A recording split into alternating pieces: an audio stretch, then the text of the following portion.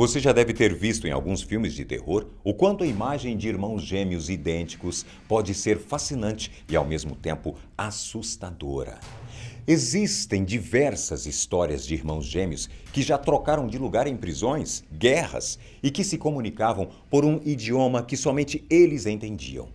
Muitos permaneceram unidos e inseparáveis, até mesmo depois da morte, como as irmãs gêmeas do filme Constantine.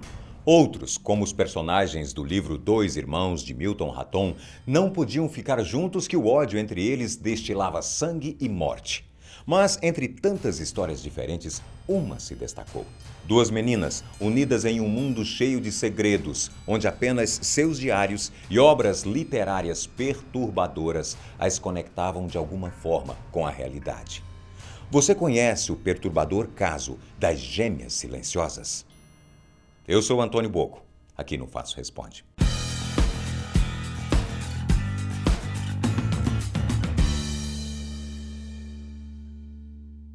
June e Jennifer Gibbons são duas irmãs gêmeas idênticas que nasceram em 1963 no Caribe. Quando tinham apenas 3 anos de idade, elas começaram a inventar uma forma de se comunicarem, deixando as outras pessoas de fora. Ninguém compreendia o que elas diziam, mas a princípio os pais delas não demonstraram preocupação com esse comportamento. Após alguns anos, o pai delas, membro da Força Aérea Real Britânica, recebeu uma transferência de país e então a família se mudou para o país de Gales, no Reino Unido.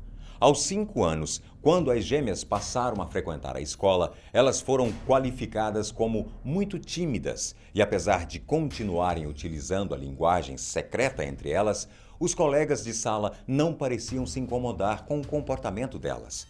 Mas, quando completaram 9 anos de idade, tudo mudou.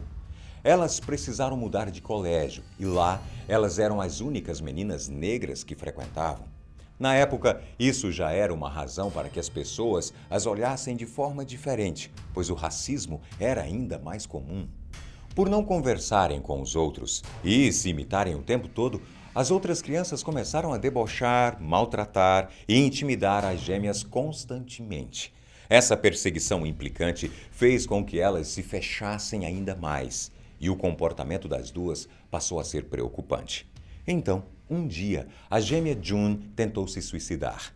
Esse choque fez com que a família as tirassem da escola e passassem a receber educação em casa. Para encontrar consolo e diversão, elas passaram a ler bastante e a escrever histórias também. Todas falavam sobre jovens, violência, sexo, tabus e comportamentos criminosos. Como nenhuma editora quis publicar suas histórias, elas decidiram colocá-las em prática de alguma forma. Assim começaram a cometer roubos, ataques e incêndios.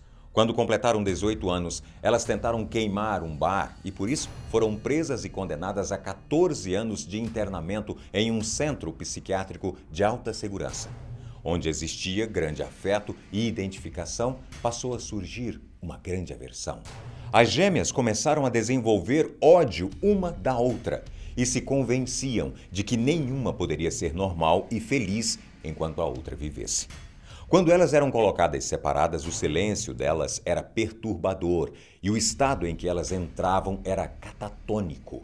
Não falavam com absolutamente ninguém, apenas permaneciam paralisadas. O jornalista Marjorie Wallace, do jornal The Sunday Times, conseguiu cobrir o caso delas na mídia e, por isso, elas passaram a ser conhecidas como as Gêmeas Silenciosas. Em uma das matérias publicadas no jornal, Wallace afirmou que as meninas tinham um acordo feito entre elas. Se uma morresse, a outra deveria começar a falar com as outras pessoas e viver uma vida normal. Isso não estava distante de acontecer. No início de 1993, as gêmeas foram transferidas para um outro hospital de segurança mínima. Quando entraram na ambulância, elas não demonstraram nada de estranho, nem medo, nem raiva. Mas, ao chegarem ao destino delas, Jennifer estava morta. Na autópsia, comprovava-se que não houve nenhum tipo de violência, nem lesões ou envenenamento. A razão para Jennifer ter morrido de forma tão súbita foi por causa de uma miocardite aguda. Pouco tempo depois, June afirmou para a imprensa que se sentia livre. Hoje, ela conversa com as pessoas, relaciona-se em comunidade e, no ano 2000, foi diagnosticada sem nenhuma desordem psiquiátrica. Ela deixou o hospital psiquiátrico e leva uma vida totalmente normal no país de Gales. Incrível essa história, não é? Eu sei. E você? Conhece alguma história sobre gêmeos que já te surpreendeu? Conta aqui pra gente. Até o próximo vídeo.